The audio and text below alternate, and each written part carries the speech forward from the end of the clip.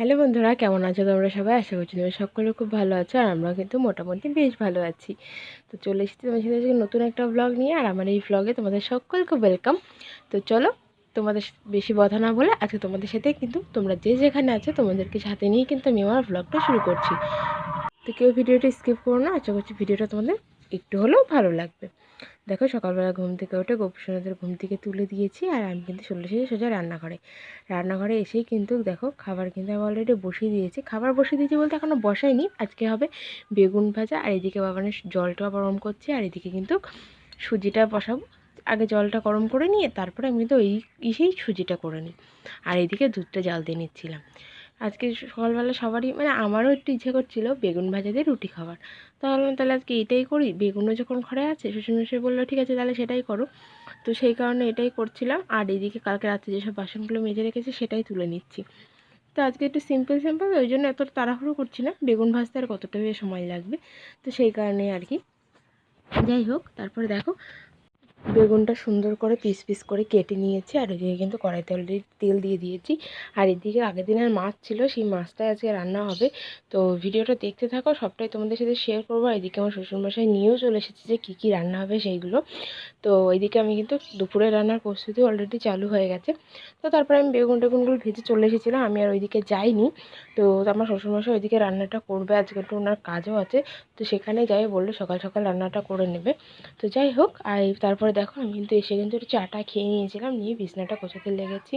ওর বাবা যখন ঘুম থেকে ওঠে তখন আমাকে অনেক কিছু গুছিয়ে রাখে, কম্বল টম্বলগুলো যেগুলো গায়ে দেওয়া হয় তো মশারির ওপরে দেওয়া হয়, আর যেগুলো আমরা গায়ে দিই সেগুলো খাটে পরে থাকে অনেক সময়, যেগুলো আমি গিয়ে ভাঁজ করি। কিন্তু ও আমার কাজটা অনেকটা এগিয়ে রাখে, এতে আমার একটা সুবিধা হয়, এসে পর বিছনাটা গোছালে আমার হয়ে যায় আর কি। তো তারপর ওই দিকটা একটু এলোমেলো ছিল, বাবানের জামা কাপড় সেগুলো একটু গুছিয়ে নিলাম, এর উপরটা একটু উলোঝুলো ছিল সেগুলো একটু গুছিয়ে নিলাম, নিয়ে কিন্তু দেখো আমি কিন্তু এগুলো সুন্দর করে একটু মুছে নিচ্ছি। বাবানের খাওয়ার টেবিলের ওপরটা আমি সবসময় একটু পরিষ্কার করে রাখারই চেষ্টা করি, যেহেতু বাচ্চা মানুষ কোনো রকম কোনো কিছুই নোংরা জিনিস ওকে দেওয়ার ওখানে রাখা যাবে না, খাবারের ওখানে। তো সেই জন্য যতবার চেষ্টা করি ওখানে রাখার, পরিষ্কার করে রাখার।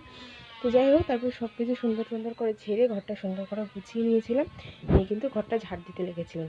আর এইদিকে দেখো দরজার পিছনের অবস্থাটা দেখো। বলেছি না আমরা বাঙালি, আমাদের হয় চেয়ার ভর্তি একটা জামা, নাই দরজার কোন ঠিক এরকম একটা র্যাকে জামা ঝোলানো থাকবেই থাকবে। তো দেখো এই দেখো, যেমন কথা তেমন প্রমাণ দিয়েও দিলাম। এই সবসময় থাকবে এখানে আমার সোয়েটার, ওর সোয়েটার, বাবানের সোয়েটার, ওর জামা প্যান্ট সব সময় এখানে একদম ভর্তি হয়ে থাকে সবসময়, যতই আমি গোছাই না কেন। তারপর ঘরটা একটু সুন্দর করে ঝাড় দিয়ে নিয়েছিলাম, নিয়ে বাবানকে খাইয়ে দেখো আমি ঘুম পাড়িয়ে দিয়েছি, ও ঘুমাচ্ছে। আর তারপরে আমি চলে এসেছিলাম এইদিকে, রান্নাঘরের এদিকে কাজ করতে, কাজ বলতে ভাতটা বসিয়ে দিয়েছিলাম। আর এদিকে বাবানের ডালটাও বসিয়ে দিয়েছি। বাবানকে আর মাছ দেবো না, কটা দিন টানা ওকে মাছ দেওয়া হয়েছে, তখন আজকে একটু ডালটা দিয়ে দেখি খাই, দিয়েছিলাম আর কি। তো এদিকে আমি এসে দেখি সব রান্না প্রায় কমপ্লিট হয়ে গেছে, শুধু কপিটা বাকি ছিল, তো সেটাই তোমাদের সাথে শেয়ার করলাম। তো তার মধ্যে বাবানের অত্যাধিক কাশি হচ্ছিলো, ঘুমাচ্ছিল না ঠিকঠাক করে, তো আমি ওর কাছেই ছিলাম। আর এদিকে আমার শাশুড়িমা কপি টপিগুলো সব করে নিয়েছিল, আমি এসেছি পরের কাজগুলো করছি। এখন কিন্তু তাও অনেকটাই বেলা হয়ে গেছে, প্রায় 12:30টার মতো বাজে। তো দেখো আমি কিন্তু এসে আগে গ্যাসটা সুন্দর করে মুছে নিচ্ছিলাম, আর রান্না সব কিছুই হয়ে গেছিলো। কী রান্না হয়েছিল সেটা তোমাদের সাথে পরে শেয়ার করছি, কপি তো হয়েছিল বললাম, আর কী হয়েছে সেটা তোমাদের সাথে পরে শেয়ার করছি। তো দেখো আমি কিন্তু এবার সুন্দর করে গ্যাসটা মুছে নিচ্ছিলাম। গ্যাসের উপরটা প্রথমে একটু এমনিভাবে মুছে নিয়েছিলাম, তারপরে একটুখানি সার্ফ দিয়ে নিলাম, নিয়ে সুন্দর করে একটু ডোলে, আসলে গ্যাসের উপর রান্না করতে না অনেক সময় তেলটা ছিটে পড়ে, অনেক সময় এই যে বাবানি ডাল সিদ্ধ করছে অনেক সময় ছিটকে পড়ে, আর এই জায়গাটা শুকিয়ে থাকে, সহজে উঠতে চায় না, ওই জন্য একটু কসবাইট দিয়ে ডলে ডলে নিয়ে সুন্দর করে কিন্তু মুছে নিয়েছিলাম। তারপর বাবান অনেকটা সময় পার হয়ে যায়, বাবানের সাথে খেলা টেলা করে নিয়ে ওকে খাইয়ে দাঁড়িয়ে, এখন প্রায় 3টে বাজে, এবার যাবো আমরা খেতে। তো চলো দেখাই আজকে আমাদের কী কী রান্না হয়েছে। তো খেতে বসলে তো তোমরা দেখতেই পাবে। আর ওইদিকে আমার শাশুড়িমা কিন্তু অলরেডি খাবার গোছাতে চলে গেছে, আর এইদিকে কিন্তু বাবানকে আমি ঘুম পাড়িয়ে দিয়ে ওর লাইটটা বন্ধ করে দিয়ে আসলাম, যাতে ওর কোনো প্রবলেম না হয়। আসলে কাশির জন্য না ছেলেটা ঘুমাতে পারছে না একদমই, প্রচণ্ডই কষ্ট পাচ্ছে। তো যাই হোক, দেখো আজকে আমাদের কী কী রান্না হয়েছে। তেলাপিয়া মাছের ঝোল, বাঁধাকপি, এই যে সকালে বেগুন ভাজা করেছিলাম দুটো ছিল সেগুলোই, আর এদিকে হয়েছিল চাটনি, ব্যাস এইটুকুই রান্না হয়েছে। তো শ্বশুরমশাই মাছের ঝোলটা করে চলে গেছিলো, শাশুড়ি মা কপি আর চাটনিটা করেছে। তো তারপরে খাওয়া দাওয়া করে একটু ঘুমিয়ে নিয়েছিলাম। তারপরে দেখো ঘুম থেকে ওঠে আমার শাশুড়ি মা কিন্তু পুজো দিচ্ছে, আর ওইদিকে যে এখনও আমার বাবান ঘুমাচ্ছে, এখনও ওঠেনি, কটা বাজে তো দেখতেই পেলে। তো যাবো এবার চা করতে চাটা বসিয়ে দিয়েছে। আর দেখো ওই বড় আমাদের ওখানে উঠোনে লাইট লাগিয়েছে। আর ওইসব আমার যার মেয়েটেরা যারা যারা আছে ফুচকে ফাচকে ওরা খেলা করছে, শুধু আমার বাবানি ওখানে নেই, ও ঘুমাচ্ছে। তো যাই হোক, দেখো আমি কিন্তু চা বসিয়ে দিয়েছিলাম, আর চাটা হয়েও গেছে, শুধু দুধটা দিলে হয়ে যায়। এই দেখো দুধ আর দিয়ে কাপে একটু চিনি দিয়ে নিয়েছি।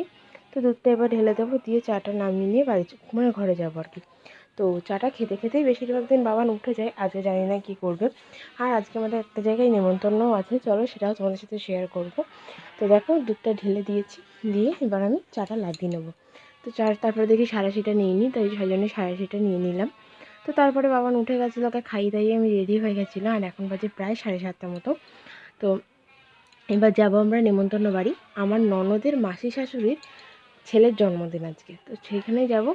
তো দেখো চলেও গেছিলাম, আর গিয়ে দেখো আমার বাবান কত দুষ্টুমি করছে, দুষ্টুমি বলতে খুব আনন্দ পাচ্ছিলো আর কি। গান বাজছে, লাইট বাজছে, দেখো নাচ দেখো। ওর না শুধু একটু গান বাজিয়ে দিলে ওকে ছেড়ে দিতে হবে, আর বাকিটা ও বুঝে নেবে। মানে এত সুন্দরভাবে ও নাচ করে, দেখলেই যেন চোখটা জুড়িয়ে যায়। দেখো কতটা আনন্দ পাচ্ছে। এই করতে করতে দেখাটা বেলুন ফাটিয়ে দিচ্ছে পটাশ করে। এই করতে করতে এই সাইডে সব বেলুনগুলো ফাটিয়ে দিয়েছিল। তো যাই হোক, তারপরে দিকে দেখো আমার ননদ কিন্তু কেকটা সাজাচ্ছিলো, এই যে আমার ননদ।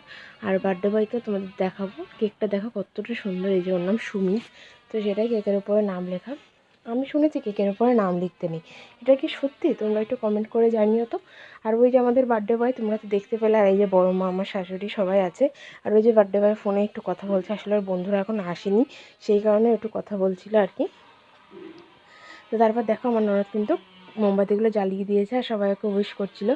তার মধ্যেই দেখো যেই না কেকটা কাটা শুরু হয়েছে, চারিদিক থেকে স্প্রে এটা ওটা দিয়ে আমার ফোনটা পুরো করে দিল, আমাকেও পুরো করে দিয়েছিল।